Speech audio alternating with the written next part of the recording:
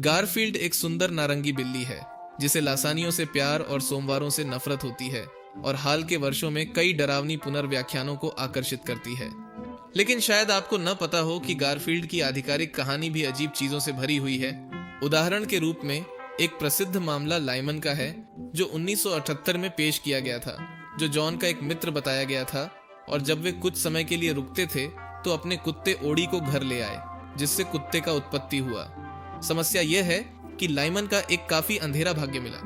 Lyman को 1983 में comics से गायब हो जाता है, जिससे गारफील्ड के प्रशंसकों के लिए एक विशाल रहस्य छोड़ जाता है, क्योंकि ओडी हर जगह दिखाई देता था लेकिन उसके मूल मालिक के कोई संदर्भ नहीं थे। जब तक एक दिन जिम डेविस को लाइमन के साथ क्या हुआ उसके बारे में बहुत से सवाल पूछे गए, तब जिम डेविस ने केवल जॉन के गार्डन में न देखो कहा, लेकिन यह तो मजाक था ना। यह छवि गारफील्ड्स स्केरी स्कैवेंजर हंट नामक खेल से है, जो एक बहुत ही शांत हैलोवीन गेम है, जिसमें एक भूतिया महल के अंदर चीजों की खोज करने के बीच हमें लाइमन को एक बेसमेंट में बंद दिखाता है, जिसने मानव अवशेषों के आसपास भोजन के लिए प्रार्थना की। बिल्कुल, किसी अन्य सीरीज में यह समय के लिए एक मजाक माना जाता होता, लेकिन पिछले बयानों को ध्यान में रखते हुए, जानते हुए कि जिम डेविस विषय पर पूछे जाने पर भी काफी अस्पष्ट रहे और उनका चेहरा अंतिम बार 2013 में लगभग 10 साल पहले बिना संदर्भ के एक अखबार में दिखाई दिया गया था, हमें लगता है कि यह पात्र का अंत था।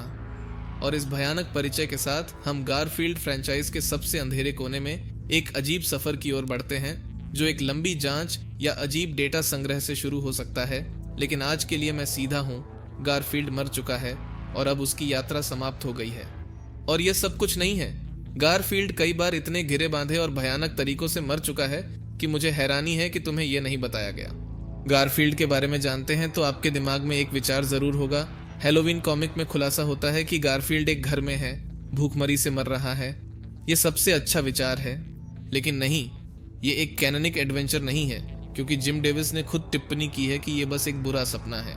फिर भी मैं सुझाव देता हूं कि आप इसे ध्यान में रखें। आप आज का विषय देखेंगे तो देखेंगे कि एक सिद्धांत है जो उस अजीब कहानी को समझा सकता है। गारफील्ड के 9 जीवन एक कहानी संग्रह है जो सीधे आधिकारिक कहानी से जुड़ी हुई है। हमें यह दिखाती है कि गारफील्ड जैसे अन्य कल्पित बिल्लियों की तरह 9 जीवनों के साथ है, लेकिन साथ ही हमें यह भी पता चलता है कि जो कुछ हम जानते हैं उसकी व्यक्तित्व, पसंद और उसके साहसिक कार्य 8वें जीवन के हैं।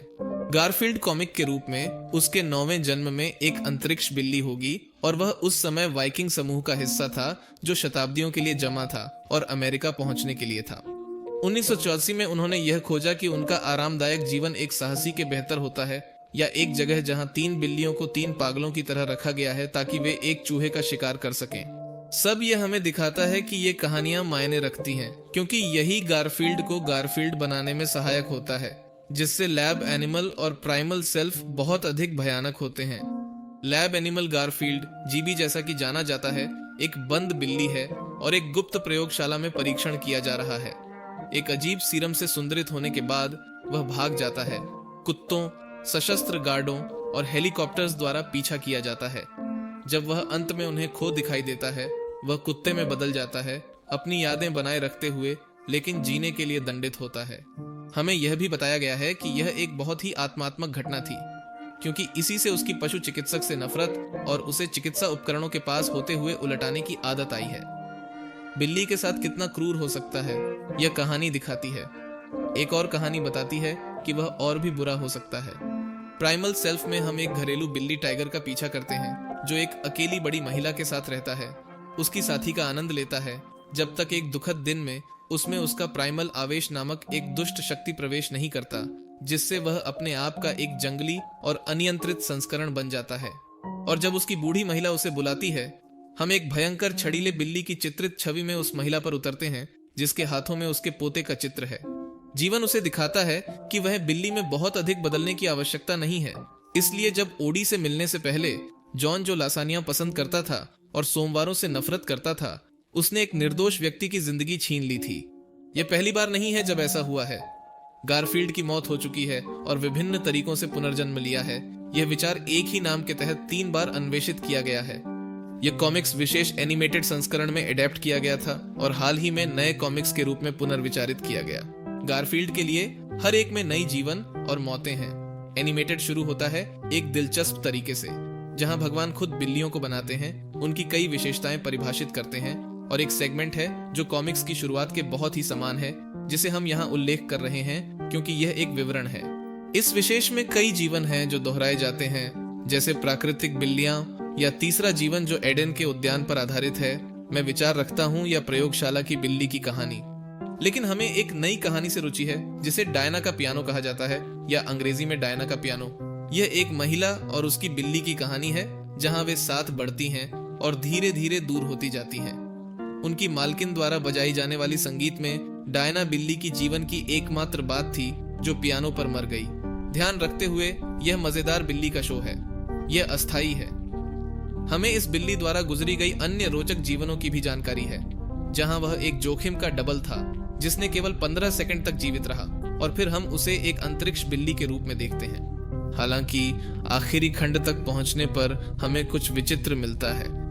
जैसा कि आप सोच सकते हैं, इस विशेष का एकमात्र अंत है कि हमें बिल्ली के अंत को दिखाया जाए, जो ओडी के साथ भगवान उन्हें लेने के लिए तैयार हैं। लेकिन थोड़ी होशियारी के साथ गारफील्ड सिर्फ यह मानता है कि उसे अब मारना उचित नहीं है, क्योंकि वह जो कुछ भी देखा है उसका भी ध्यान रखना चाहिए, बल्कि उसे धोखा भी देता है।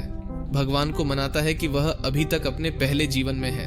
हाँ, गारफील्ड मौत को ठुकराता है और एक नए नौजीवनों का चक्र शुरू करता है, जो एक रोचक अवधारणा प्रस्तुत करता है।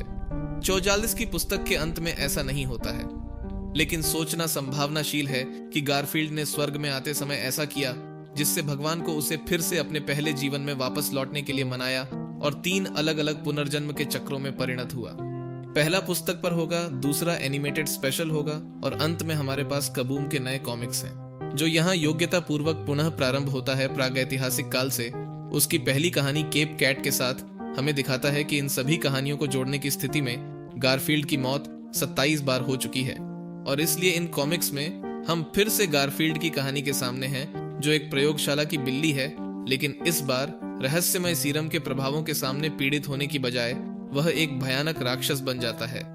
यानी यह एक नया चक्र है, लेकिन इसमें कुछ विशेष अंतर है। इस चक्र में गारफील्ड फिर से एक गुफावासी, एक प्रयोगशाला की बिल्ली, और यहाँ तक कि एक अंतरिक्ष बिल्ली भी है। क्या सब फिर से सही हो रहा है? वह भगवान के पास पहुंच गया और उसे वापस देने के लिए इनकार कर दिया? नहीं, ठीक है, नहीं, क्योंकि यहाँ है जहां हमने शुरुआत में बात की थी, हैलोवीन की कहानी का समायोजन।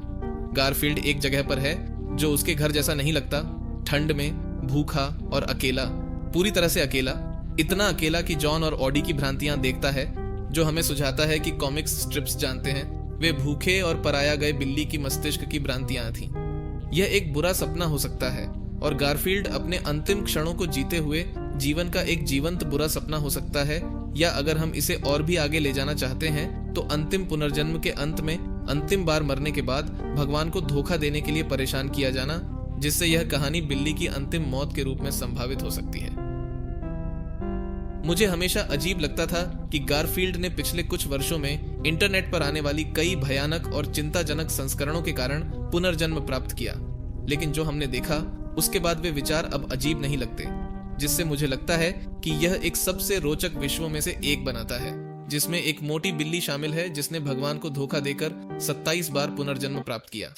आपके पसंदीदा कार्टून के राजों को और भी उजागर करके आपके बचपन को बर्बाद करूं, सब्सक्राइब करें, क्योंकि आंखों के सामने और भी बहुत कुछ छुपा है और आप इसे छोड़ना नहीं चाहेंगे।